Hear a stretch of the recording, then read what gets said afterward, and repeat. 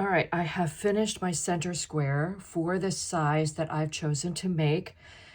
Make sure that you've worked the number of rounds that you need for that center square, because that will help make that final measurement correct.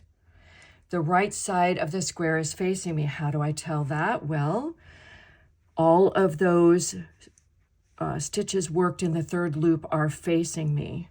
The wrong side is plain. So we want the right side of the square facing us, and what we're going to do is choose a corner space to start in. So I'm just going to take this corner space over here to start.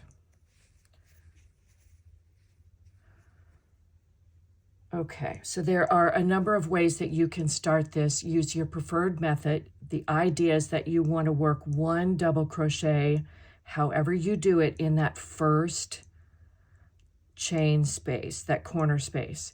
Then we're just going to work double crochets across. These are the three ways that I like.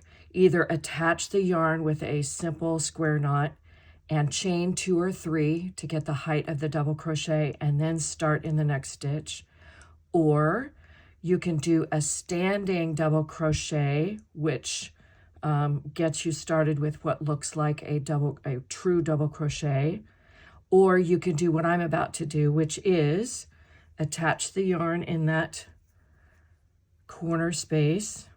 And I just do it with a simple single square knot once over, leaving a tail long enough for me to weave in that end when I'm done. Then I'm going to pull the yarn through to the front, chain 1. Now I'm going to work a stacked single crochet, which I've done in the square, but if you haven't seen it, this is how to work it.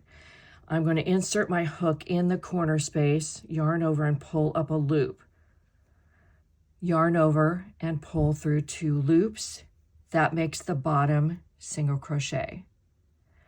For the rest of the stitch, I insert my hook in just that left hand vertical bar, yarn over, pull through, yarn over, pull through 2 loops.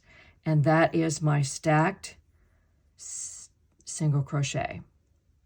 All right, now, this is the first stitch after the corner, right? So I want to work a double crochet in that. Don't skip it, because that will give you the wrong number of stitches in your side extension.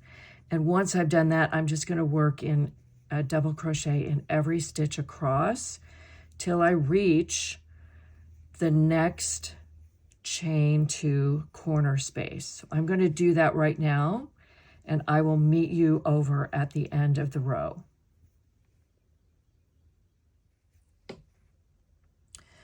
So I've worked a double crochet in each stitch across the row, across the side to the next corner space, which is here. And to finish up row 1, all I have to do is work one double crochet in that corner space. And that is the end of row 1.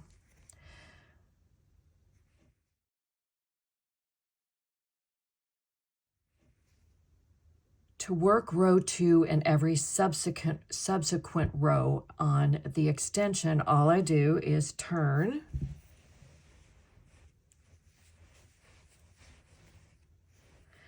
and I like to work that stacked single crochet along the edge. You can choose to work a turning chain if you like, but in that very first stitch, I'm going to work a stacked single crochet and then simply work a double crochet in every stitch across the row. And that's how I'm going to work every row of the side extension. Check the pattern for the number of rows that you need for the size that you're making, but that's the first side extension.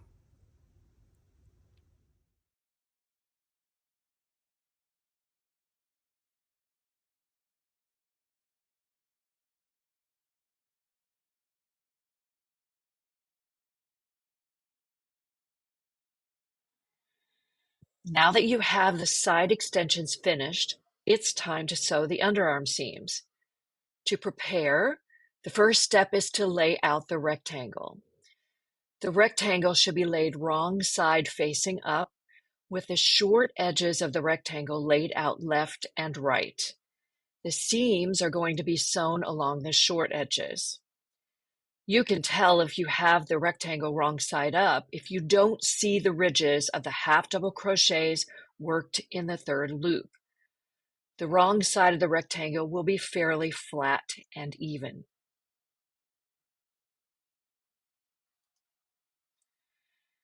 The next step is to fold the rectangle in half lengthwise with the wrong sides held together. The short edges are still to the left and right. Once you've folded the rectangle in half, you will see the ridges of the third loop half double crochets. The right side of the rectangle is now showing.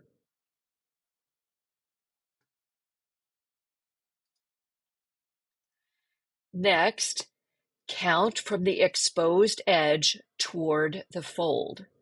The number of stitches you count is determined by the size you're making. For small and medium sizes, count 21 stitches. For large and extra large, count 27 stitches. And for 2XL and 3XL, count 33 stitches. The number of stitches left unworked for the armhole opening is 41 for all sizes.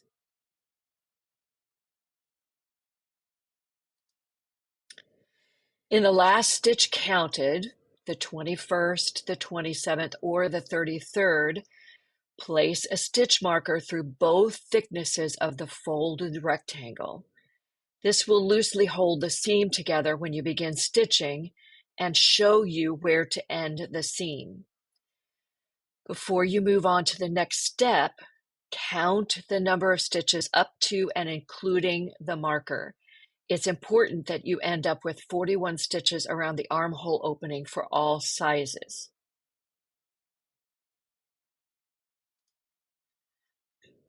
Once you've placed the stitch marker to indicate where the seam ends, you're ready to sew the underarm seam.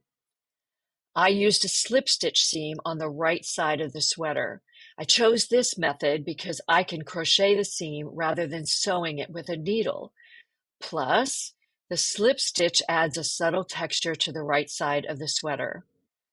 If you don't know how to work a slip stitch seam, that's okay. I have a video tutorial on my YouTube channel.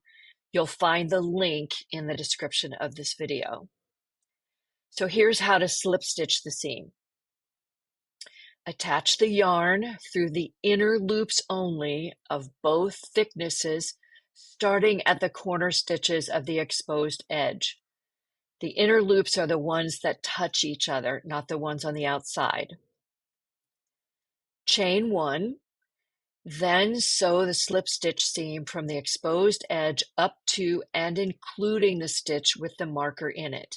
And then all you do is fasten off. If you prefer, a whip stitch seam will work just as well. It really is a matter of what you prefer.